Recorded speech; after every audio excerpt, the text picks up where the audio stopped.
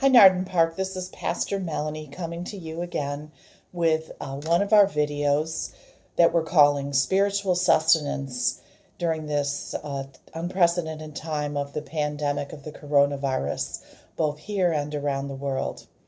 Our hope in producing these videos and sharing them with you is that they will provide spiritual help and hope for the living of these days. One of my favorite authors and teachers is Brene Brown, and here are some words that she wrote this week about all that's going on. She said, "Surviving this crisis is going to take a shift in our mindset. That is tougher than we think, especially when we're afraid. Fear and anxiety can drive us to become very self-focused. We have short fuses, shorter than normal with each other, and often fear leads us to do things like hoard toilet paper and bread and other kinds of things that really are focused on our own selves and our fear of survival. So as people of faith, what should we do when we're afraid?" Today's scripture reading is from the parable of the barren fig tree, or sometimes it's called the parable of the dying vine, and it comes from Luke's Gospel, chapter 13, verses 6 through 9. Here's what it says. "Then he told this parable. A man had a fig tree planted in his vineyard, and he came looking for fruit on it, and he found none.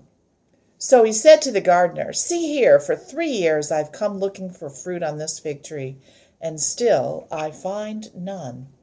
Cut it down. Why should it be wasting in the soil?' He replied, 'Sir, let it alone for 1 more year until I dig around it and put manure on it. And if it bears fruit next year, well and good. But if not, you can cut it down.'"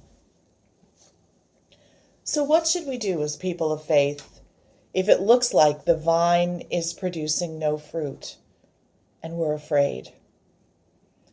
The response of fear and anxiety is often this: cut it down, focus on what seems to satisfy and make results right now, every vine for itself, grab what you can. But the gardener does not agree. The gardener's response to fear is mercy. Take a breath in the midst of this pandemic where all your plans have changed and anxiety has been ramped up to a very high level. Take a breath and face the fear you feel with mercy.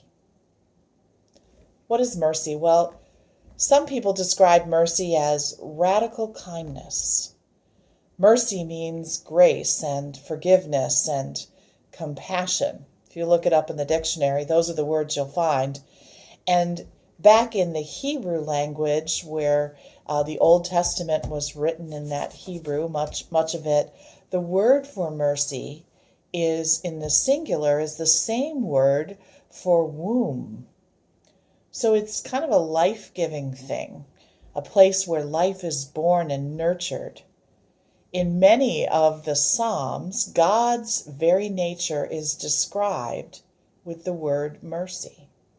God's mercies endure forever and ever.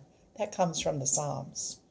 In the face of fear and self-focus, mercy lifts our eyes to the bigger picture.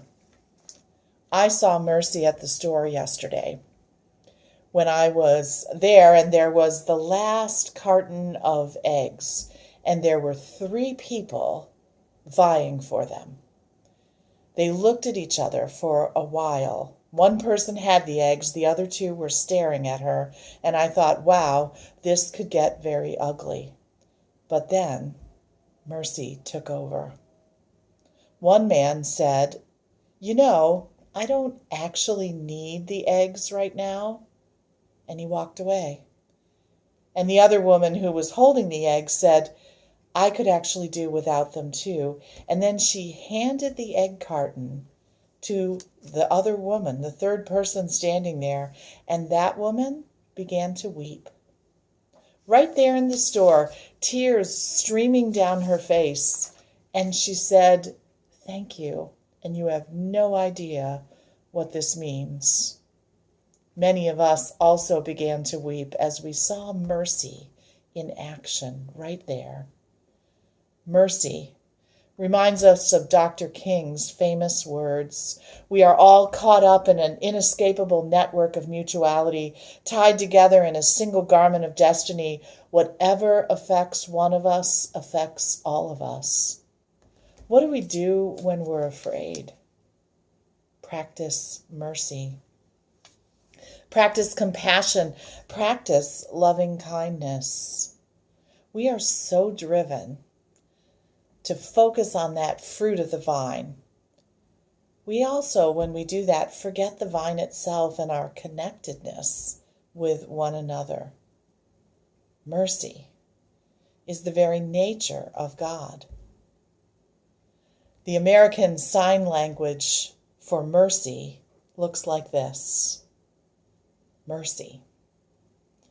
I invite you, when you're feeling afraid, when you're feeling anxious, to make this sign, mercy, and to remember loving kindness and compassion and forgiveness, mercy. Brene Brown says, "Help us be scared without being scary." Practice mercy, friends. Mercy.